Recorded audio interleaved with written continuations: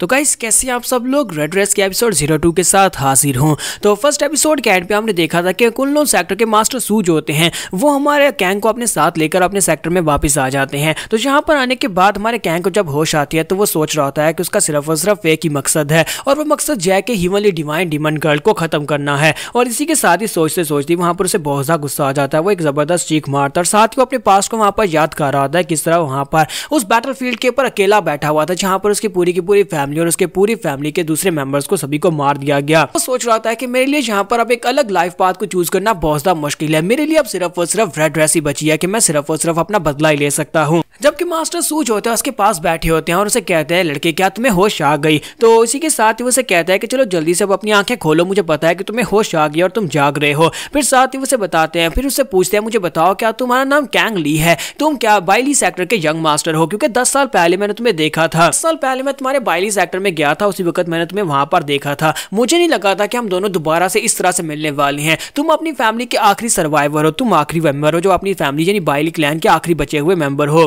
तो मास्टर सू से पूछते हैं बताओ क्या मैं तुम्हें याद हूं? तो कैंग ली उसका नाम बताता और कहता है कि आपका नाम मास्टर चॉन सू है और मुझे आप अच्छी तरह से याद है। तो मास्टर सू से कहते हैं कि हाँ तुम्हारी मेमोरीज तो काफी ज्यादा अच्छी है, तुमने मुझे अभी तक याद रखा हुआ है। फिर साथ ही उसे कहते हैं तुम इस वक्त तुम्हारे कुनलुन सेक्टर की एक बेस के ऊपर हो, ये हमारी कुनलुन सेक्टर की एक ब्रांच है जहाँ पर मैं रहता हूँ। असल में सही कहूँ तो मैं यहाँ पर रहता नहीं हूँ बल्कि ये एक पैलेस है जहाँ पर मैं अक्सर आया करता हूँ। इसको सियोंग बोंग कहा जाता है। ये बर्फीले पहाड़ों के अंदर बनी हुई एक जगह है, एक मार्शल आर्ट की अकेडमी की तरह है जहाँ पर मैं आकर अक्सर यहाँ के एल्डर से मिलने के लिए आया करता हूँ। तो हमारा जो कैंग ली होता है उससे पूछता है कि बताओ कि मैं यहाँ पर क्या कर रहा हूँ? तो मास्टर सू से कहता है कि तुम यहाँ पर क्या कर रहे हो? मैंने तुम्हें बताया ना कि तुम अपनी बाइली सेक्टर के आखिरी बचे हुए सर्वाइवर हो और हम तुम्हें वहां पर से उठाकर ले, अगर तुम्हें वहां पर से नहीं लेकर आते तुम मर चुके होते। और इसी के साथ ही कैंग ली उठकर बैठ जाता है। तो मास्टर सू से कहता है कि लेटे रहो, तुम्हें किसने कह दिया कि तुम उठकर बैठो? तुम्हारी कंडीशन काफी ज्यादा खराब है, अगर तुम उठकर बैठोगे तो फिर तुम्हारे जख्म जो है वो फिर से खुल जाएंगे। जबकि कैंग ली उनसे कहता है कि नहीं नहीं, मैं यहाँ पर अपनी जान बचाने के बदले में आपके एहसान का बदला जरूर चुकाऊंगा, लेकिन फिलहाल के लिए मुझे यहाँ पर से जाना है। तो मास्टर सू से कहता है कि तुम्हारे यहाँ पर मतलब क्या है, तुम यहाँ पर से जाना चाहते हो, तुम आगे जाकर करोगे क्या? तो वो कहता है कि मुझे वापस जाना है, मुझे हर हाल में वापस जाना होगा ताकि मैं बदला ले सकूं। मास्टर सू चिल्लाकर उसे कहते हैं कि अपनी बकवास बंद करो, जरा अपनी कंडीशन देखो, तुम्हारी बॉडी के ऊपर जगह जगह के ऊपर चोटें लगी हुई हैं। तुम्हें क्या लगता है कि यहाँ पर मार्शल आर्ट्स ना खोना तुम्हारे लिए इतना ही काफी नहीं है कि तुमने अपनी मार्शल आर्ट्स को नहीं खोया, ऊपर से तुम यहाँ पर दोबारा जाकर अपनी जान गंवाना चाहते हो? तुम्हें इस बात के लिए शुक्रगुजार होना चाहिए कि तुम्हारी फैमिली के सभी लोगों में से सिर्फ और सिर्फ अकेले तुम ही बच पाए हो। इसलिए मैं चाहता हूँ कि जब तक तुम यहाँ पर रिकवर नहीं हो जाते कम से कम तब तक यहीं पर रुको। तो कैंग ली उनसे कहता है कि प्लीज मुझे माफ करना और मास्टर सू से कहते हैं कि यहाँ पर अगर तुम इसी तरह से इंसिस्ट करते रहे तो फिर मेरे पास और कोई चॉइस नहीं बचेगी, मैं यहाँ पर ये करने वाला हूँ। और इसी के साथ ही वो उसके वाइटल पॉइंट्स को वहां पर सील कर देते हैं और कहते हैं कि अब जबकि मैंने यहाँ पर तुम्हारी मूवमेंट्स को सील कर दिया इसका मतलब यह है कि तुम यहाँ पर से हिल नहीं पाओगे। जब तक तुम यहाँ पर ठीक नहीं होते तब तक तुम यहीं पर रेस्ट करने वाली और तब तक मैं तुम्हारी बॉडी को अनलॉक भी नहीं करने वाला। और इसी के साथ ही कैंग ली उनसे कहता है कि मैं यहाँ पर आपसे कह रहा हूँ कि मुझे जाने दो, मुझे यहाँ पर से जाना ही होगा। और वो काफी गुस्सा भी हो जाता है। तो मास्टर सू से कहता है कि तुम्हारी स्टेट बिल्कुल भी ऐसी नहीं है कि तुम यहाँ पर से स्पोर्ट के बिना खड़े भी हो सको।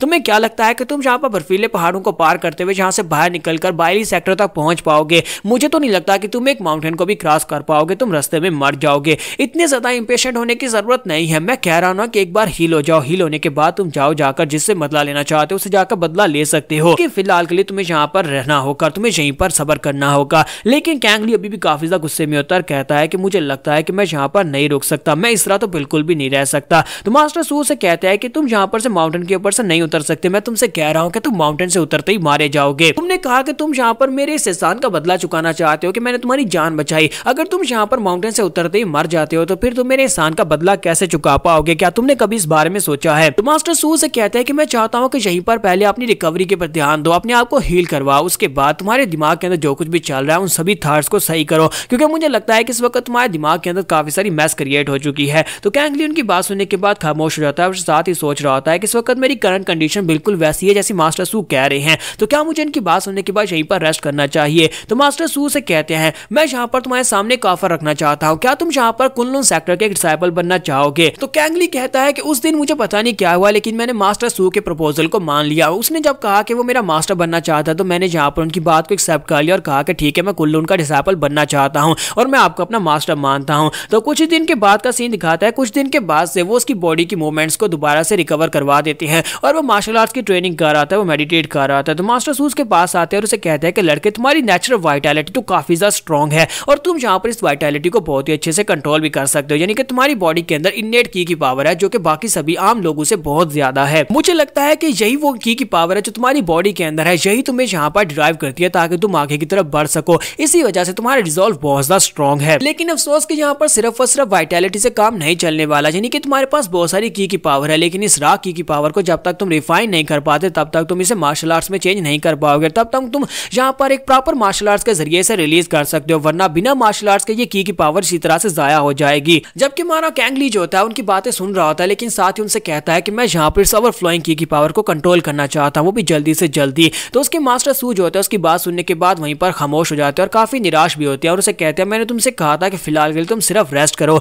लेकिन तुम्हारी बैल्कनी के बाहर मुझे गार्डन में काफी सारे पांव के निशान दिखाई दे रहे हैं जैसे कि तुम प्रैक्टिस कर रहे थे। क्या तुम इस हालत में भी यहाँ पर मार्शल आर्ट्स की प्रैक्टिस कर रहे हो? तो मास्टर सू से कहते हैं कि अगर तुम्हें ट्रेनिंग करना इतना ही ज्यादा पसंद है तो फिर मैं यहाँ पर तुम्हें रोकूंगा नहीं, मैं यहाँ पर तुम्हें रोक भी नहीं सकता। अगर तुम मार्शल आर्ट्स की ट्रेनिंग करना चाहते हो तो तुम कर सकते हो, लेकिन मेरी एक वार्निंग को याद रखना, तुम्हें माउंटेन की तरफ बिल्कुल भी नहीं जाना, यहाँ से माउंटेन की तरफ बिल्कुल भी मत जाना, क्योंकि माउंटेन के ऊपर एक बहुत ही खतरनाक टाइगर है जो कि इंसानों को खाता है, इसी वजह से तुम्हें वहां पर नहीं जाना। तो कैंग ली उनसे कहता है कि ठीक है मास्टर, मुझे आपकी बात की समझ आ गई, मैं वहां पर बिल्कुल भी नहीं जाऊंगा। तो मास्टर आगे से हल्का मुस्कुराते हैं, फिर साथ उसके कंधे पे हाथ रखते हैं और कहते हैं कि लड़के तुम्हें अपने ऊपर ज्यादा प्रेशर डालने की जरूरत नहीं है, अगर तुम्हें ट्रेनिंग करनी है तो तुम ट्रेनिंग करो, लेकिन पहले यहाँ पर अपने आप को हील तो होने दो और उसके बाद देखना सब कुछ बेहतर हो जाएगा, सब कुछ ठीक हो जाएगा। अपनी बॉडी को यहाँ पर टाइम देना चाहिए, तुम्हारी हालत इस वक्त बिल्कुल भी ठीक नहीं है, अगर तुम यहाँ पर अपनी बॉडी को टाइम दोगे तभी तो तुम यहाँ पर से वापस घर जा पाओगे। तो इसी के साथ ही नेक्स्ट सीन जो होता है माउंटेन के ऊपर का दिखाया जाता है कि हमारा कैंग ली जो होता है अपने मास्टर की वार्निंग के बावजूद वहां पर से बाहर निकलता है ट्रेनिंग करने के लिए और वो पहाड़ी चढ़ रहा होता है।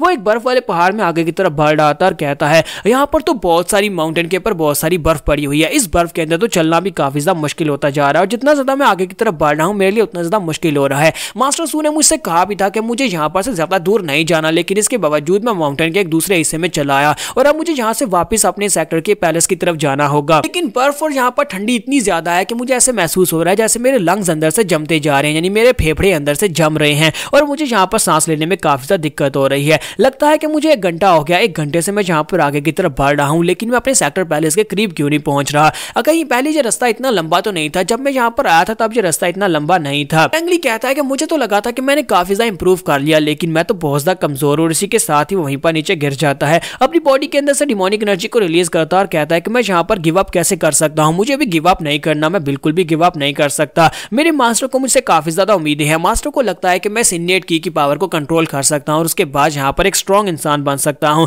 क्योंकि मास्टर को मेरे अंदर कुछ दिखाई देता है। लेकिन इसी के साथ उसके मुंह से वहां पर ब्लड निकलता है और वहीं पर नीचे गिर जाता है। इसके साथ ही जब वो वहां पर बर्फ के ऊपर गिर जाता है तो वो सोच रहा होता है क्या मैं यहाँ पर मरने वाला हूँ, और सामने उसे देखता है तो सामने उसे टाइगर आता हुआ दिखाई देता है। तो वो कहता है कहीं ये वही टाइगर तो नहीं है जिसके बारे में मास्टर ने बताया था, तो क्या मैं यहाँ पर बर्फ से नहीं मरूंगा, क्या मैं यहाँ पर टाइगर का खाना बनने वाला हूँ। यहाँ पर हम लोग अपनी एपिसोड 02 का एंड करेंगे और नेक्स्ट एपिसोड में देखेंगे कि इस टाइगर का क्या बनेगा, क्योंकि कैंग ली के पास तो इतनी हिम्मत नहीं बची कि वो टाइगर से फाइट कर सके। एपिसोड की एक्सप्लेनेशन अच्छी लगी हो तो कमेंट करके जरूर बताइएगा, वीडियो को लाइक करना मत भूलिएगा। Thank you.